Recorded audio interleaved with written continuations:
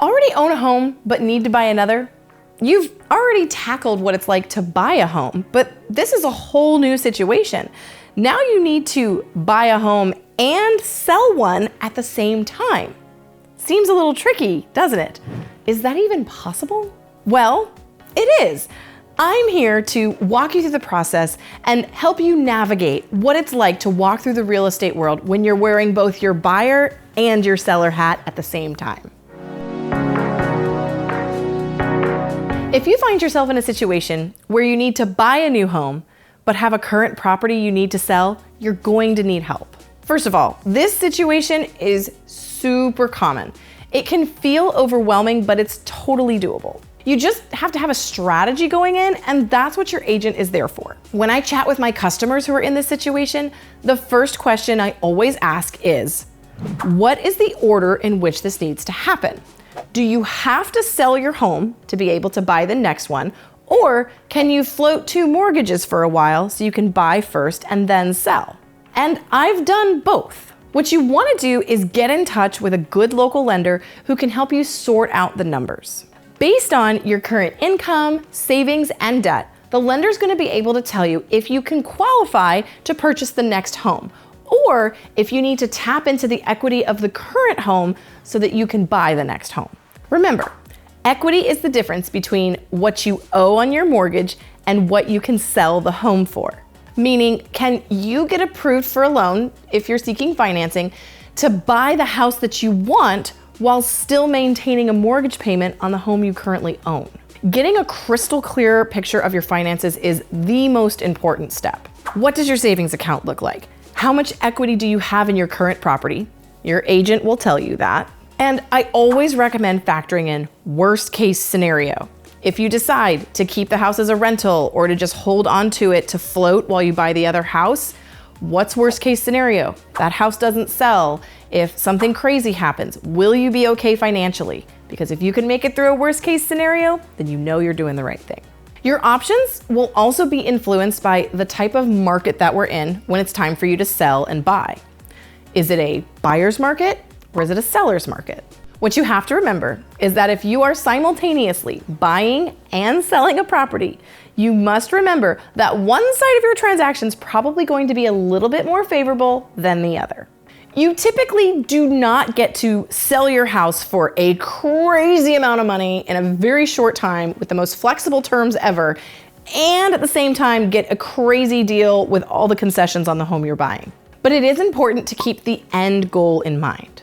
Why are you moving in the first place? You want a new house that's going to fit your needs, whether those needs are newer built, better school zones, easier commute, more space. If you can score the perfect house and still come out with favorable numbers on the house that you're selling, don't get bogged down in the nitty-gritty of which one was a better deal or not. For example, a customer of mine was in this exact situation.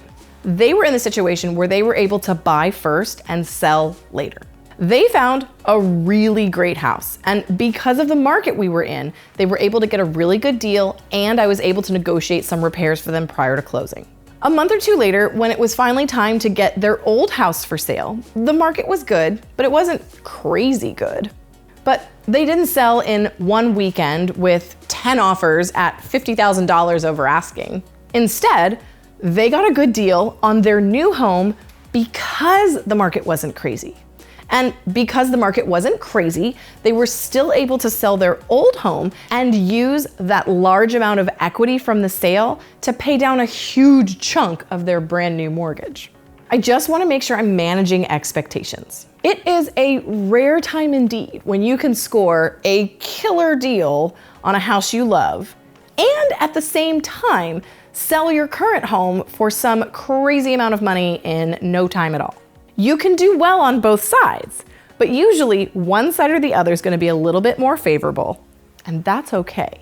So let's break down the different options. Talking about option one, which is you need the current equity from your house before you can buy the next one. Depending upon how long you've owned your home, you may still have a sizable mortgage payment that you can't keep in conjunction with a second mortgage payment on the new house. This is very common. So now you have to get your current home sold and find one you want to buy. While it may seem very tempting to go start looking for houses to buy, your number one priority is getting your current property ready to sell. Because if you go find your dream home and want to put an offer on it, your offer will be contingent on the sale of the current property you own, which means that if your current home doesn't sell, you have an out with the home you're buying to not be obligated under certain circumstances in the contract, which from your perspective is awesome. But from a seller's perspective, there's some risk involved. So when you find that perfect house and want to put in the offer, and that offer is contingent on the sale of your home, do you know what the seller or the listing agent is going to ask? So when will your current home close? And if your answer is, we haven't listed yet, or we don't have an offer yet, do you think that seller is going to seriously entertain your offer? Now, it doesn't mean you can't peruse online to see what's out there, because me or your agent probably couldn't stop you anyway, let's be real. But it does mean you should not get super serious about house shopping, because it's gonna waste your time, your agent's time, and the seller's time. Work with your agent to get your home ready and to price it right. No matter what kind of market it is, you must price it right. And then, once your home goes under contract, that's when you can start seriously shopping for your next property. If you decide to write an offer for the next house, it's even stronger for your offer if the house you're selling has already gotten through the inspection period. That shows a higher likelihood that your property is going to close, and therefore it's less risk for the seller of the house that you want. Now, everyone has a different circumstance, but make sure if you have to sell a house to buy a house, you're talking with your agent about what contingencies you need to write in your offers on houses you want to buy. Real estate sales, sadly, fall apart all the time, and they can fall apart at any point. Typically, the further along you are in the transaction, the less likely it is to cancel, but it ain't over until it's over. So be sure that you are protecting yourself when you go under contract on the next house in case something on your current property falls through. The timeline is everything. When you're trying to be a seller and a buyer at the same time, the deadlines become even more important, and the communication throughout the transaction is key. You must be sure you're working with an agent who communicates well, because they are effectively running two transactions at the exact same time. So you want to make sure that everybody, lender, closing, appraiser, other side of the transaction, everybody's got to be on the same page. But the good news is that realtors run simultaneous transactions all the time. So let's talk about option 2. You are able to stay in your current home and shop for the one you want to buy and then sell later. I know in the beginning of this video, we discussed everything being simultaneous, but I still think it's really important to discuss the option for those of you who are doing things almost simultaneous, meaning as soon as you close on the new house, the old house is getting put up for sale.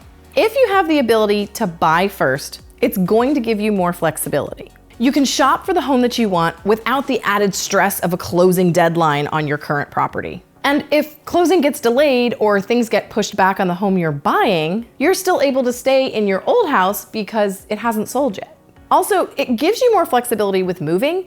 If in the new house you want to do any remodeling or repairs, or you want to paint or change flooring, you can do that before you move in, so you don't have to work around your furniture or live in the mess.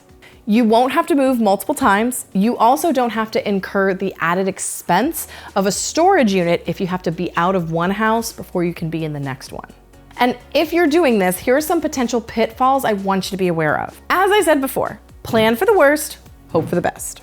If you buy your wonderful, perfect, excellent new home, but there's a delay in getting your old home sold, will you be okay financially? Make sure you have reserves and savings on hand so you don't have to fire sale your house for a super low offer. Also, be aware of the time of year that you're doing this. If you're doing this in Alachua County around November, be prepared for the fact that you might end up with 2 tax bills, one for your current house, one for your new house. Don't let that take you by surprise. Also, be aware that markets change. We saw it in 2024 leading up to the election where things really slowed down. Stay in contact with your agent with the best time to list, because if your area deals with seasonality, which most areas do, there's gonna be better times on average that are better to sell than others. If this is the case, you may even consider getting your current house on the market before your new house is closed. A little bit of overlap may be a good thing if it helps your home sell faster. If you're buying first and then selling after, another really good conversation to have is with your lender about what you're gonna do with the equity after the home closes. If you have a big amount of money coming from the house that you sold after you've already closed on the house you bought, there are ways you may be able to apply that to your new mortgage. Ask your lender if they do recasting. Basically, it's a way to take a large sum of money, say from the sale of a home, and to put it towards your new home and recalculate your mortgage. Basically, if you just take a huge chunk of money and pay it towards your mortgage, it may not change your monthly payment. Though, as long as you put it towards the principal and not interest, it will certainly shorten the lifetime of your loan.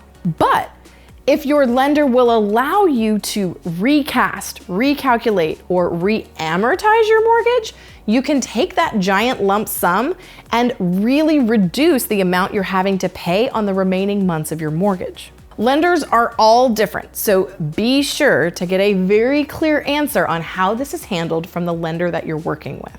Also, please do the lenders a favor and ask if there's a time limit.